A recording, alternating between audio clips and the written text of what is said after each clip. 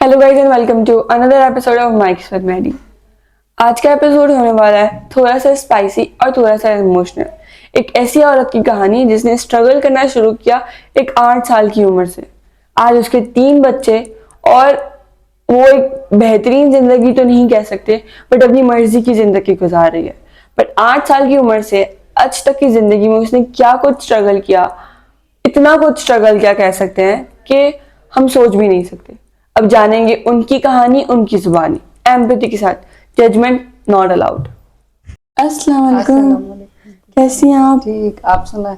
मैं भी ठीक हूँ। मैं आपसे कुछ सवालात करूंगी आपके माजी की जिंदगी के बारे में, अभी की जिंदगी के बारे में और आप मुस्तकबिल की जिंदगी के बारे में क्या सोचती हैं, ठीक है जी। सो आप जवाब दे देंगी?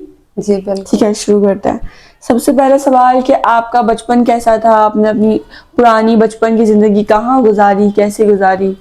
हमने कराची में ही गुजारी है, तो ठीक मतलब है। यहाँ पे रहते थे गाँव के, तो यहाँ आते यहीं पे थे। मेरे माँ बाप काम करते थे, बहन भाई तो यहीं पे ही रह रहे थे। तो मतलब फिर जैसे थोड़ा सा मैंने अपना होश संभाला तो तब मैं यहाँ बंगले में काम करती थी। ठीक मेरी है, तो अम्मी ने आपने काम बचपन से करना शुरू कर जी दिया? बचपन से 8-9 साल की उम्र में। ठीक है, तो 8-9 साल की उम्र में क्या काम करती थी आप? मैं बच्चे संभालती थी, सारा अच्छा। दिन के लिए रुकी हुई थी, बच्चे संभालती थी। तो ठीक है, तो किसी के घर जाके उनके बच्चे संभालने का जी। काम करती थी, ठीक है। क्योंकि वो इतना बाकी का काम मैं नहीं कर सकती थी ना, तो बच्चे संभालना फिर सही था, तो फिर इसलिए उन्होंने बोला बच्चे संभालने के लिए हमें चाहिए। ठीक तो है। बच्चे संभालने के लिए मुझे वहाँ सारा दिन, वो अपने मम्मी के यहाँ जाती थी हफ्ते 10 दिन बाद, तो मुझे भी वहाँ ले जाती थी। सही है। तो 2 दिन 3 दिन जैसे रुकती थी वहाँ, मैं भी रुक जाती थी। फिर वो वापसी आती थी, फिर मुझे शाम में मेरे भाई ले जाते थे, सुबह छोड़ जाते थे। सही है, तो आपका सबसे पहले वाला जो पहला घर था, सबसे लाइफ में सबसे पहले घर जिस घर गई, वहां पे आपका तजुर्बा कैसा था? मतलब अच्छे लोग थे, अच्छा खाना पीना देते थे, अच्छा ख्याल रखते थे, सब चीजें। बच्चे जैसे स्कूल से ले आती थी बाजी, तो तब मैं उनके साथ जाती थी गाड़ी में, तो बच्चे ले आते थे। फिर शाम में उनको खाना वाना दोपहर में खिला वखला के उनको कपड़े चेंज किए। फिर उसके बाद जो है शाम को पार्क ले गई उनको, वो अपनी वॉक करती थी, मैं पीछे सही। बच्चे संभालती थी। सही। तो झूले वूले, फिर बच्चे गिर ना जाए, उनको सब चीजों का ध्यान रखने के लिए। उन लोगों का रवैया कैसा था आपके बहुत साथ? अच्छा था, अपने बच्चों जैसे रखते थे, मतलब फर्क नहीं करते। जैसे बच्चों को टेबल पे खाना खिलाना है तो मैं भी खा लूं, वो भी खा ले, जो चीज। बच्चे सो जाते थे तो मैं भी सो जाती थी। ठीक है। अच्छा, आपको कभी लगा कि आपकी जिंदगी आपके साथ नाजायज कर रही है या आपके साथ गलत कर रही है? जब मैंने अपना होश संभाला उसके बाद मुझे ऐसा महसूस हुआ कि मेरे साथ नाजायज हो रहा है। मतलब जैसे यहाँ से मैं सारा दिन के लिए करके जाती थी, अम्मी थोड़ा वो करती थी, डांटती थी, गुस्सा करती, घर का कर लो ये वो, फिर मैं नहीं करती थी क्योंकि मुझे घर का इतना नहीं आता था। मैं छोटी थी, बड़ी बहन बड़ी थी तो वो संभाल लेती थी सारा।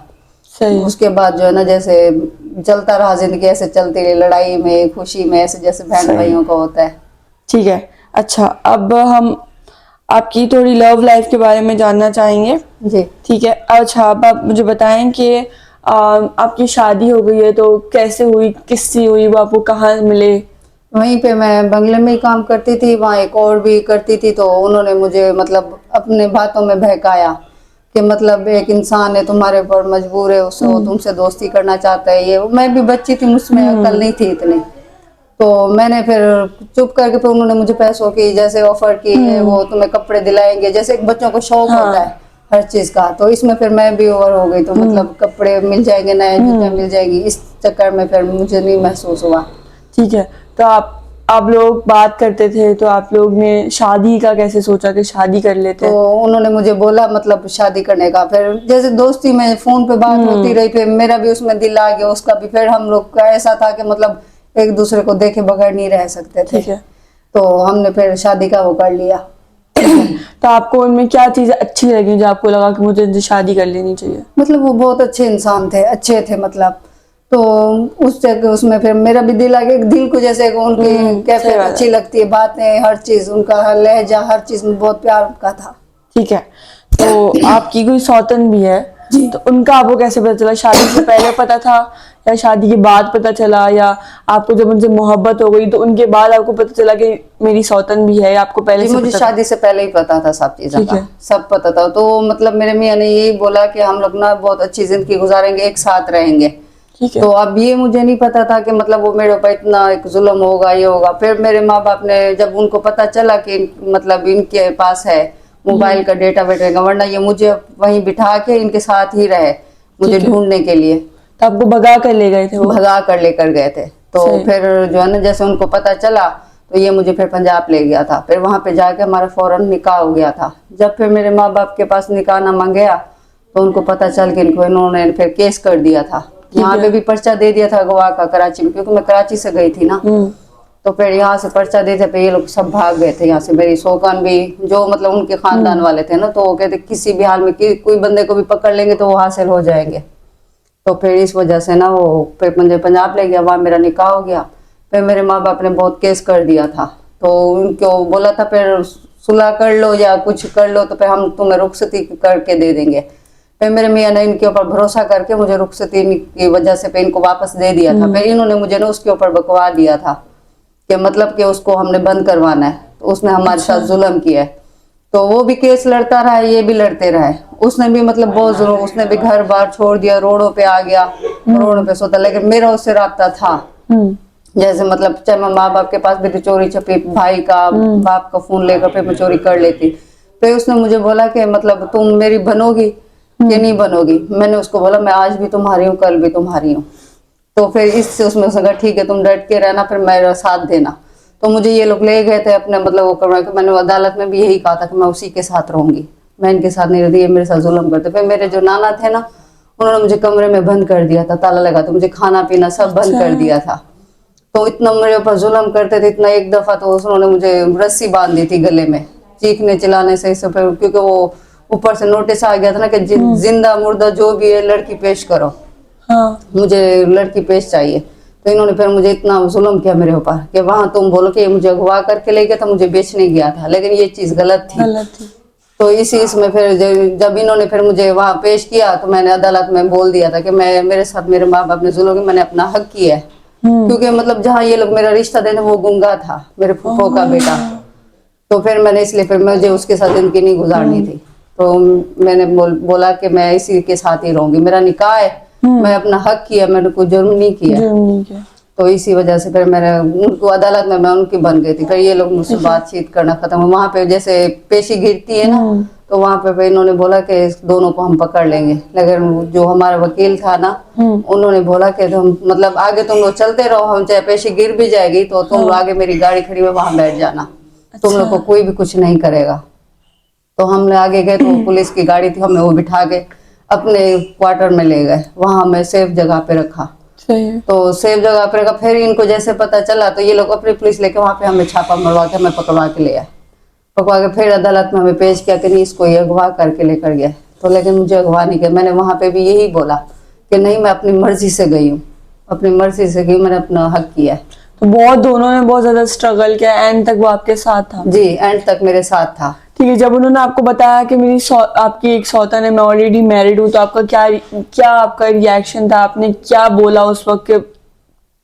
मैंने यही सोचा कि मतलब जिंदगी है ना, जिंदगी चलो मिल के गुजार लेंगे, तो एक साथ रह लेंगे। मुझे इस चीज से कोई मसला नहीं था। सही है।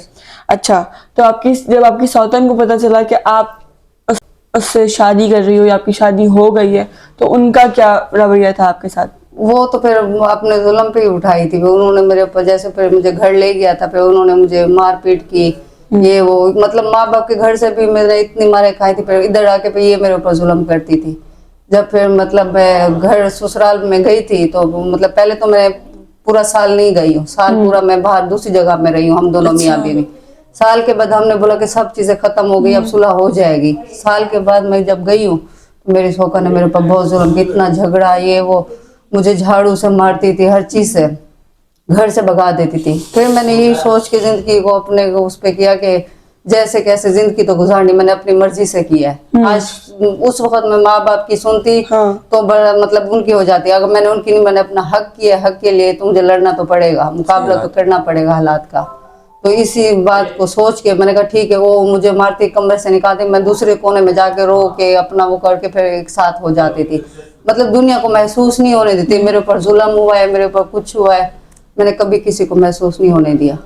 ठीक है, तो वो आपको मारती थी या आपके साथ नाजायज करती थी? आपके शौहर अब उस वक्त क्या रिएक्ट करते थे कि अगर वो मार रही है या कुछ कर रही है तो आप उनको शिकायत करती? वो उनको शिकायत करती थी, वो ना अपने माँ बाप को शिकायत करती थी ना। उसके माँ बाप थोड़ा वो थे, मतलब उसकी सुनते थे ना। अच्छा। तो उसके माँ बाप आके फिर सबसे झगड़ा करना शुरू हो जाते थे। तो वो ना मेरी सास की भांजी थी। सही। तो मतलब मेरे घर वालों ने फिर मेरी सपोर्ट की।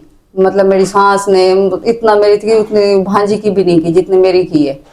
तो मेरी दिवरानियां चिठानियां सब उन्होंने मतलब मेरा साथ दिया। उन्होंने भी मुझे यही बोला कि आज तुम कर रही हो तो अपनी जिंदगी गुजारो, हंस के, रोना पड़े हंसना पड़े तो आज तुम्हें गुजारनी पड़ेगी। तो यही बात सोच के फिर मैंने अपनी आगे की लाइफ बढ़ाई है। ठीक है, तो शौहर आपको बोलते थे कि ठीक है जी। सही टाइम आ जाएगा, थोड़ा टाइम रुक जी। जाओ, वो तब भी आपके साथ थे? तब भी मेरे साथ है। तब वो मना भी करती थी, वो मुझे चोरी छपी मिलते थे। सही। मतलब घर एक ही घर में रहते थे, लेकिन मतलब वो जैसे अलग अलग हो जाते हैं तो वो अपने पास नहीं आते। उसको हर बात में अपने साथ नजर में ही रखती थी। वो थोड़ी सी मेरी तबीयत खराब हो कुछ हो मेरे पास, वो ड्रामा कर लेती, उसको दौरे पड़ जाते थे। अच्छा। तो इतना वो मतलब उतर गई थी ड्रामों पे। तो आपके शौहर ने उसे छोड़ा क्यों नहीं?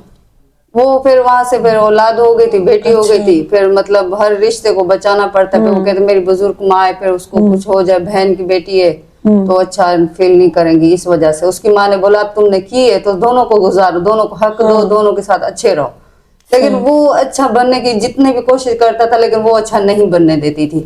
सही। आज तक मतलब जिंदगी गुजरती गई, चाहे औलाद हो गई, उसकी भी औलाद हो गई, फिर मुझे औलाद नहीं हो रही थी। फिर मतलब मुझे बीमारी हो गई थी, फिर मुझे औलाद नहीं हो रही थी। वो फिर इस बात से पूछती कि मैं पैदा करूंगी, ये मेरी नुकरानी बन के रहेगी। लेकिन मुझे वो भी कबूल था कि मतलब मैं नुकरानी बन के रहूं, चाहे जैसा भी करूं, चाहे मुझे रोटी भी मिल जाएगी इज्जत की, मैं इस घर में तो रहूंगी ना। मुझे बोलने नहीं दो, मुझे बात नहीं करो, लेकिन मैं इसको देख के तो जीऊंगी ना। सिर्फ इसी बात को मैंने गुजारी है कि मतलब उसको देख तो सकती हूँ ना मैं। तो आपको कभी लगा कि जितनी मोहब्बत आप करती हैं उतनी सामने से आपको मिल रही है? उन्होंने फिर ऐसा किया, उसके साथ तावीज जैसे आजकल की दुनिया की रस्म है, उसको ऐसा करके उसको फिर मतलब बहला लिया। फिर वो कराची में आ गई, उसको कराची ले आई अपने शहर से।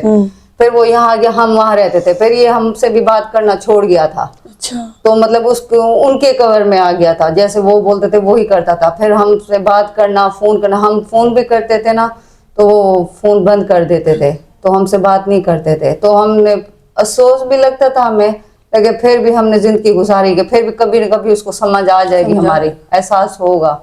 तो आपको कितने वक्त तक आपका उनसे बिल्कुल भी ताल्लुक नहीं था? हमारा 8 साल तक फिर वो ऐसा ही रहा है। 8 साल घर वालों से बातचीत नहीं थी? इससे भी नहीं थी? इससे भी नहीं थी। मतलब ससुराल वाले अच्छे थे, मतलब वो मेरी सपोर्ट करते थे। सास, दिवरानियां, जेठ ये सब मेरी करते थे, नंद वो सब करते थे। सिर्फ इन दोनों का फिर हो गया था ये, क्योंकि इधर रहती थी, फिर बच्ची हो गई थी उसकी, मेरी शौकन की। फिर वो बच्ची के साथ ये इधर रहता था। इसको फिर ऐसा कर दिया कि इसके काम भी ना करे, मतलब ये सिर्फ घर पर ही रहे, ना उसको खर्चा देगा ना ये उसके पास जाएगा। तो वो खुद तंग होके इससे डिवोर्स लेके चली जाएगी। लेकिन मैंने ऐसा नहीं होने दिया। मैंने कहा जैसा कैसा, फिर वहां पे जैसे घरों की मजदूरी होती है, फिर मैंने वहां पे शुरू कर दी कि चलो मैं अपना खर्चा तो उठा सकती हूँ ना। तो मेरी सास भी मतलब मुझे बहुत सपोर्ट करती, मेरी जरूरत की चीजें हर चीज वो मुझे ले देती थी। लेकिन एक जो शोहर की खुशी होती है वो खुशी नहीं मिल सकी। क्योंकि आपने बहुत ज्यादा चीजें फेस करके आप यहाँ आई हो, अब आप उसको, आपको वो प्यार भी नहीं मिले जिसके लिए आपने लड़ा, तो फिर वो नाजायज है। जी। तो फिर जैसे ये आते थे ना, मेहमानों की तरह आते थे ना, 2 दिन 3 दिन वहां रुकते थे हमारे शहर में। तो ये फिर वापस आ, उसके कॉल आ जाती थी, बेटी बीमार है, मैं बीमार हूँ, ये वो, फिर ये आ जाता था। चाहे 2 दिन भी रहता था ना, तो वो 2 दिन फिर जैसे बातचीत होती है फिर उसके ऊपर भी उन्होंने ऐसे पहरे लगा दिए कि हर मिनट मिनट की उसको खबर मिलती थी कि आज उसके साथ बैठा हुआ है, आज ये कर रहा है, आज वो कर रहा है। तो मतलब ऐसी नफरत भर दी थी। नफरत आपको पता है एक इंसान को किस जगह पे उतार देती है। सही बात। इसी चक्कर में फिर जो ना जिंदगी गुजर, फिर मुझे भी अल्लाह ने औलाद दी है। मेरे जेठ का इंतकाल हो गया था, फिर उसकी मतलब औलाद थी, उसको फिर मैंने अपनी औलाद की तरह पाला है। अल्लाह ने उसके परसावे मुझे भी औलाद दी। फिर जैसे मेरा बड़ा बेटा हुआ, इसका थोड़ा रवैया चेंज हुआ। फिर उसके बाद जैसे मेरा दूसरा बेटा हुआ, उससे भी थोड़ा आधा चेंज हुआ। फिर जब मेरी बेटी हुई ना, उसके बाद इसका पूरा रवैया मेरे साथ पूरा चेंज हो गया था। जी। फिर हम वहां रहते थे, ये हमें कम खर्चा देता था, लेकिन बच्चे थे, फिर 3 बच्चे हो गए थे। लेकिन मेरी सास मेरे साथ बहुत सपोर्ट करती थी। वो हर चीज, बच्चों की भी, मेरी भी, मेरे से भी जो मेहनत मजदूरी होती थी वो भी मैंने वहां की है। लेकिन यहाँ पे भी फिर जो होता था किया मैंने। ठीक है। उसके बाद फिर मैं ये इधर रहता था, फिर मैंने इसको बोला कि तुम मेरे साथ रहते हो तो ठीक है, वरना मैं भी कराची आती हूँ। ये यहाँ रहता था, मैंने बगैर बताया घर वालों को भी, तो यहाँ आ गई कराची पे। तो ये लोग तो एक साथ रहते थे, फिर यहाँ आई तो इसने फिर मेरे ऊपर फिर जुल्म करना शुरू कर दिया, मेरे बच्चों को मारना, कि मैं बच्चों को जहर दे दूंगी, ये दे दूंगी, वो दे दूंगी। फिर मेरे रिश्तेदार ने मुझे काम पे लगाया, तो मैंने वहाँ बाजी को बोला कि जो ना मेरे साथ ऐसा जुल्म हो रहा है, ऐसा हो रहा है। फिर उसने मुझे बोला कि तुम अपना अलग घर लो, तुम्हारा जो किराया होगा हर चीज वो मैं दूंगी। तो उसने फिर मुझे हर चीज दी, घर के बर्तन, जो चीजें होती है जरूरत की, उसने मेरे साथ बहुत सपोर्ट की। मैं सारा दिन उसी के बच्ची को भी वहीं ले जाती थी, वहीं पे दूध पिलाना, मेरे मतलब कपड़े भी नहीं होते थे कुछ भी, तो उसने मेरे साथ बहुत सपोर्ट की थी। अच्छे लोग भी इस दुनिया में जी, बाकी। अभी भी है, अभी भी मैं उससे मिलने जाती हूँ, बहुत अच्छी हो, बच्चों को भी बुलाती है मिलने के लिए, वो भी एक डॉक्टर है, तो वो भी बहुत अच्छा ख्याल किया उसने मेरे। तो ये कोरोना हुआ था ना, तब की बात है, तब भी इसने आके मेरे घर पर ही मुझे इसने मारा था, तो इसने मारा था बहुत। तो तब तक मैं तो कभी भी इसके ऊपर हाथ नहीं उठाती, मैंने कहा वो बड़ी है मैं छोटी हूँ, यही बात है। कि फिर मैंने सोचा कि मैं कब तक बर्दाश्त करूंगी, मेरी बर्दाश्त खत्म हो गई थी। फिर जो है ना, एक बार ये जब ये मेरे साथ यहाँ लड़ने आई तो फिर इसको मैंने भी मार दिया था। ठीक है, आपका आपकी स्वतंत्र से कैसा रिश्ता है? अब अच्छा रिएक्ट करती है, मतलब अच्छा वो करती है। अभी आई थी यहाँ पर शॉपिंग वगैरह हर चीज की, तो अब मतलब वो अब मेरे मियाँ से उसकी बातचीत खत्म हो गई है। अच्छा। अब वो मेरे से बातचीत करना शुरू कर दिए। अब वो कहती है कि मतलब तुम सही थी, मैं गलत थी। एक्सेप्ट कर लिया उसने। हाँ, तो मेरे से जो गलतियां हुई अब उसने माजरत भी की है, लेकिन मतलब यूं नहीं है कि मतलब आगे से कोई चीज देती है तो 10 बार सुनाती, मैं उससे लेती गेती नहीं हूँ कोई चीज भी। तो इस तरह उसमें रहती है। फिर अब बातचीत, जैसे मेरे मियाँ की अब तबीयत खराब हो गई थी, उसका एक्सीडेंट हुआ था, तो मतलब उससे पूछने के बजाय उसने मुझसे पूछा, अपने शौहर से बात नहीं की कि उसका कैसा रवैया है, उसकी तबीयत कैसी है।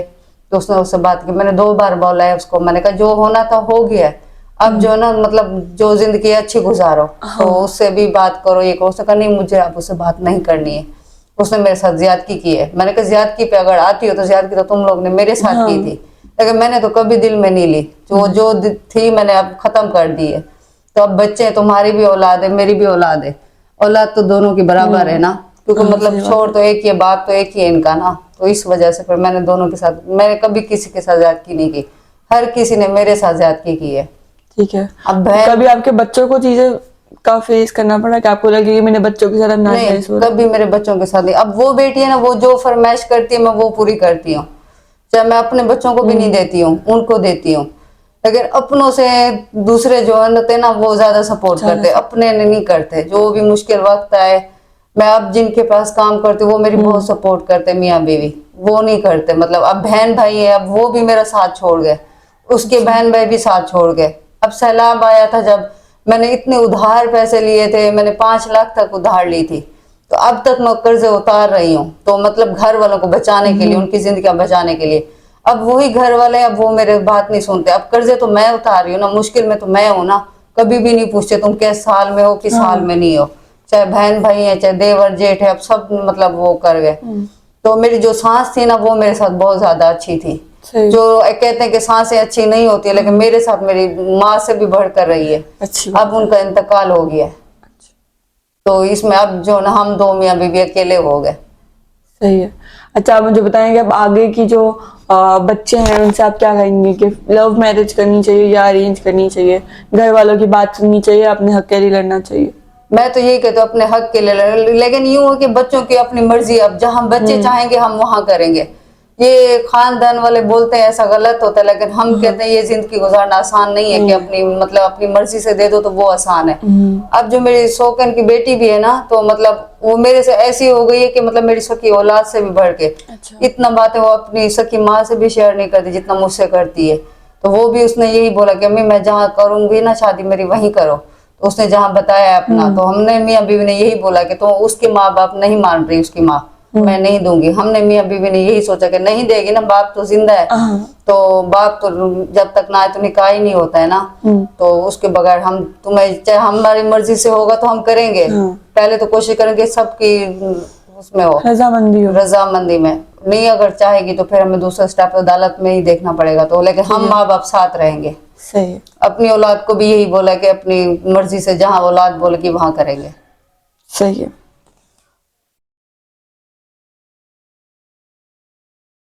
ठीक है, अगर आपको कोई बात हमारे ऑडियंस से कहनी है तो आप वो क्या बात होगी, क्या स्ट्रांग रहे या ऐसा कुछ बोला है कि आप, मैं चाहती हूँ कि जैसे मैंने अपनी भी जिंदगी में स्टैंड लिया, अपने लिए लड़ती रही, वैसे सब लड़ते रहे और हार ना माने, ठीक है। लेकिन आजकल के जमाने में देखा जाए ना तो ये लोग इस बात को गलत समझते हैं, लेकिन मैं अपनी नजर से देखूं तो मैं कहती हूँ कि अपने हक के लिए लड़ी हूँ ना, हर किसी से लड़ी हूँ, करते करते इस नौबत तक पहुंच आई हूँ। लेकिन अब औलाद भी बड़ी होती जा रही है तो औलाद को तो हम यही नसीहत देंगे कि मतलब जो करनी है अपनी मर्जी से करनी है, लेकिन माँ बाप के पूछे बगैर नहीं करनी। क्योंकि माँ बाप के पूछे माँ बाप को भी नाराज कर देते हैं हर चीज। जब माँ बाप खुशी से कोई औलाद को कर दे तो ऐसा औलाद को भी कदम ना उठाना पड़े। सही तो यही सोच के तो आप हमारी जो आवाम है उनसे क्या कहेंगे कि स्ट्रांग रहना चाहिए, और आवाम से यही कहेंगे कि अपने हक के लिए लड़ो, अपना हक लो, ना किसी को खाने दो ना किसी को खिलाओ, अपने हक के लिए अपनी आवाज उठाओ। ठीक है, थैंक यू सो मच, आप हमारे पास आए। एक छोटा सा गिफ्ट है आपके लिए। Thank you. Thank you, thank you. आपका वर्क बहुत अच्छा लगा, आपकी कहानी सुन के भी हमें बहुत बहुत अफसोस भी है कि इस दुनिया में आज भी ऐसे लोग हैं जो मासूम लोगों को तकलीफ पहुंचाते हैं, और आज भी ऐसे माँ बाप हैं जो अपने बच्चों की पसंद से शादी करने के बजाय उनके गलत सोचते हैं। उम्मीद करती हूँ कि अब जो पेरेंट्स और जो बच्चे ये सब देख रहे हैं वो सही रास्ते पे चलेंगे, पेरेंट्स उनकी मर्जी से उनकी शादी करने देंगे ताकि बच्चों को गलत स्टेप उठाने का मौका ना मिले। Thank you so much. इस औरत की कहानी से हमने जाना कि मोहब्बत आसान नहीं, मोहब्बत के लिए दोनों तरफ से लॉयल्टी बहुत ज्यादा जरूरी होती है।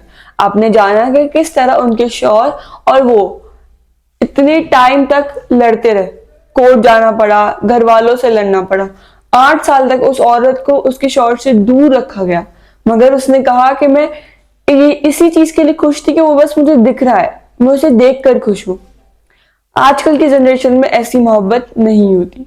इस औरत ने इतना कुछ फेस किया, बट हम कह सकते हैं कि पुरानी लाइफ से उसकी आज की लाइफ थोड़ी बेहतर है।